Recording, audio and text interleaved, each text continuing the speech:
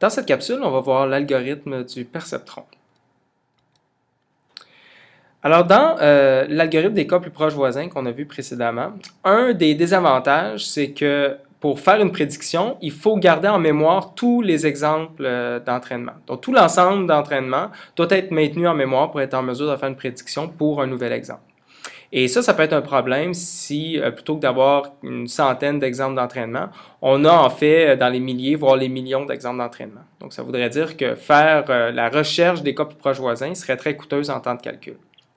Donc, en fait, ce qu'on préférait, c'est avoir une façon d'avoir un modèle qui est capable d'un peu compresser l'information qui se trouve dans notre ensemble d'entraînement et pour ne pas nécessiter de toujours consulter l'ensemble d'entraînement lorsque vient le temps de faire une prédiction.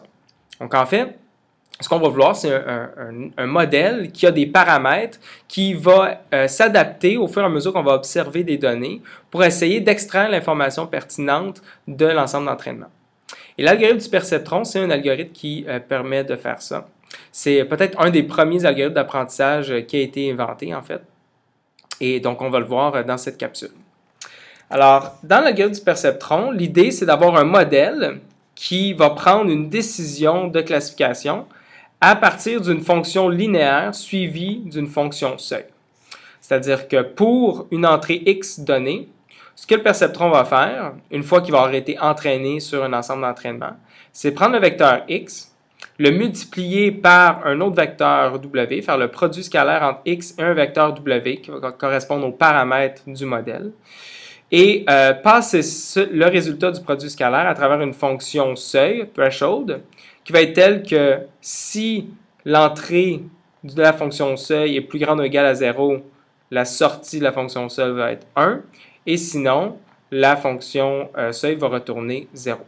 Donc là, on va se concentrer en fait sur un problème de classification binaire où y peut être soit 0, soit 1. Okay?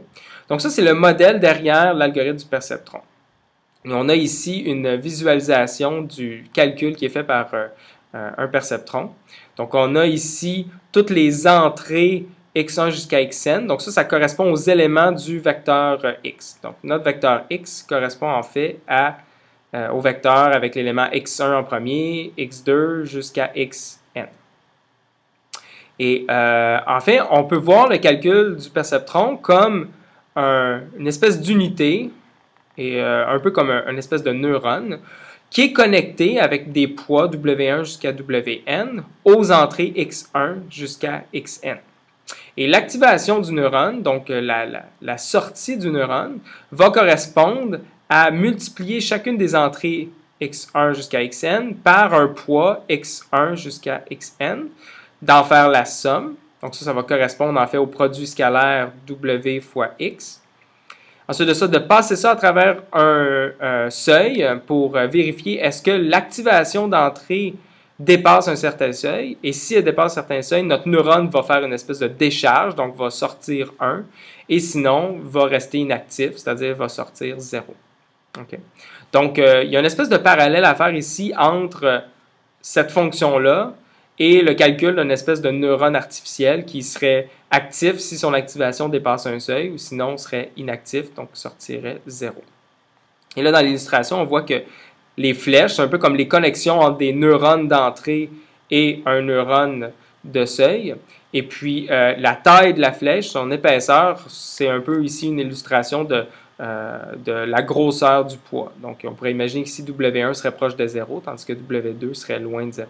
Okay? Donc, ça voudrait dire que l'activité du calcul ici, ou le résultat du calcul, est beaucoup plus influencé par la valeur de x2, qui est multipliée par un plus gros poids que x1.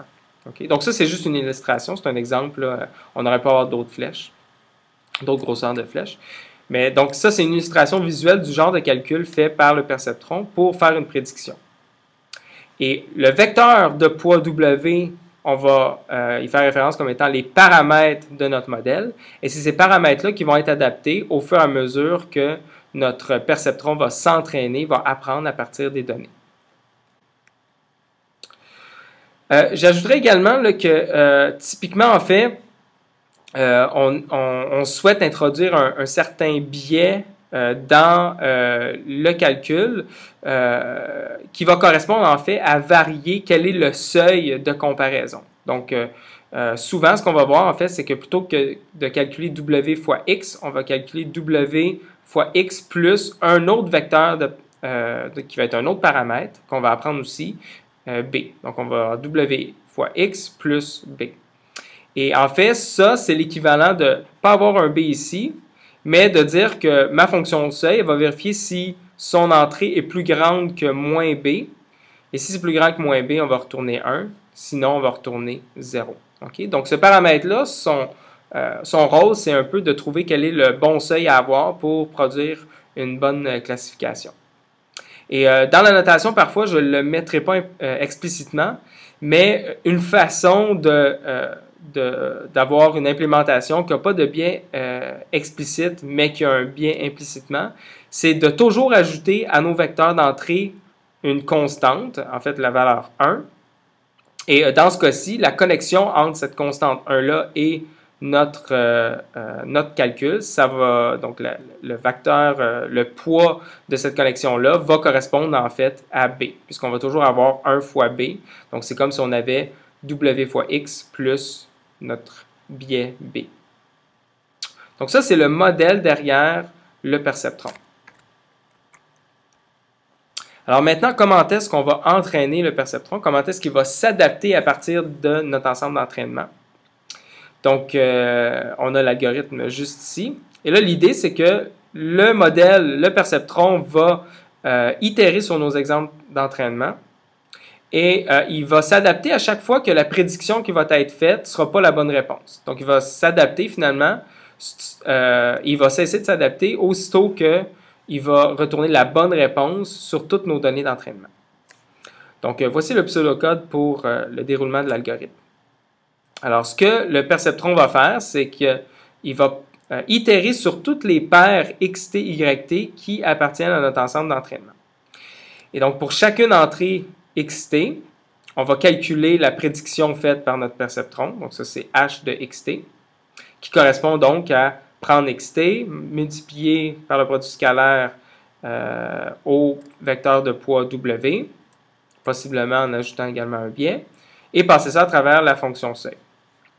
Et là, ensuite, ce qu'on va faire, c'est vérifier si la prédiction faite par le perceptron correspond à la bonne classe.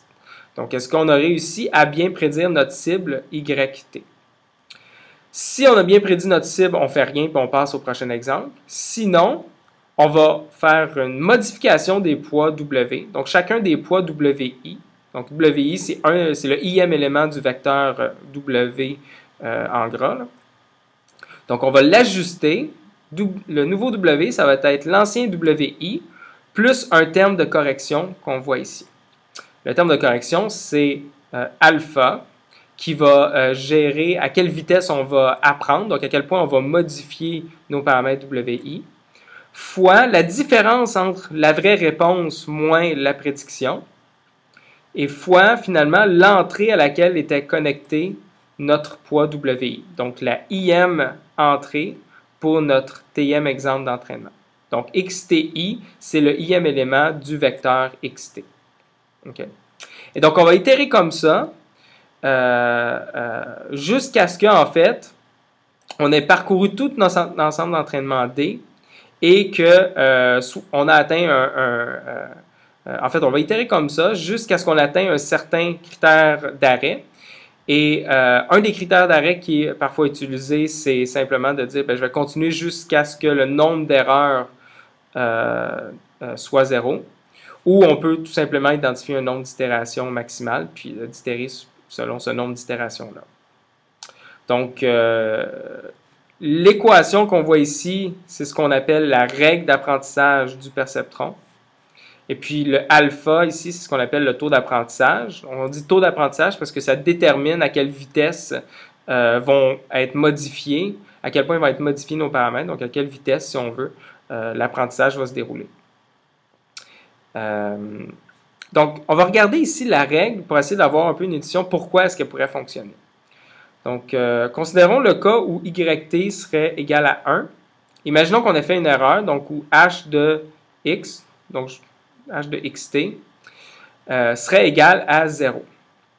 Alors, dans ce cas-ci, en fait, ce qui est arrivé, c'est qu'on voulait prédire 1, mais W fois X était plus petit que 0, donc la sortie après le seuil était de 0.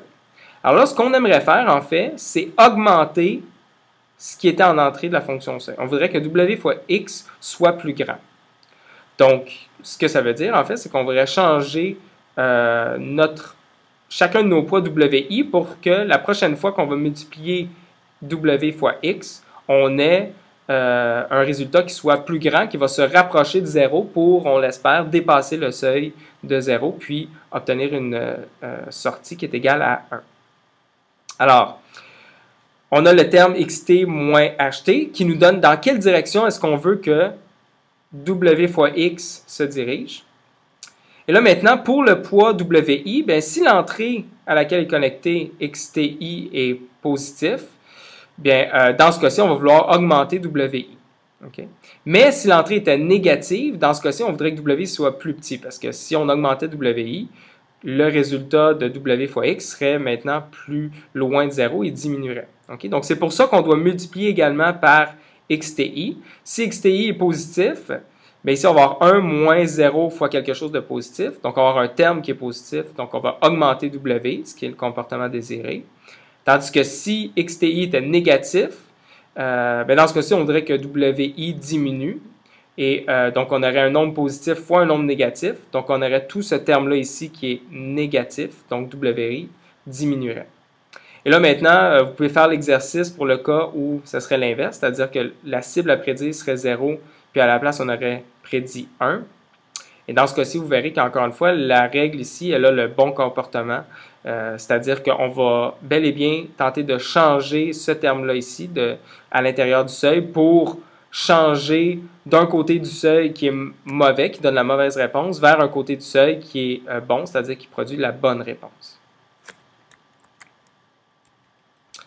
Et finalement, je veux juste faire remarquer qu'en fait, une façon plus succincte d'écrire notre règle, plutôt que d'écrire une règle sur les WI et dire que ça s'applique pour tous les I possibles, on peut l'écrire sous forme vectorielle. On dit qu'on va prendre le vecteur de paramètre W. Et ce qu'on va faire, c'est qu'on va calculer, on va y ajouter le vecteur xt fois yt moins la prédiction faite fois le taux d'apprentissage. Donc ça, cette règle-là sous forme vectorielle, ça donne exactement le même résultat que d'appliquer la mise à jour qu'on a vue dans la diapositive précédente, mais pour chacune des positions I dans notre vecteur W.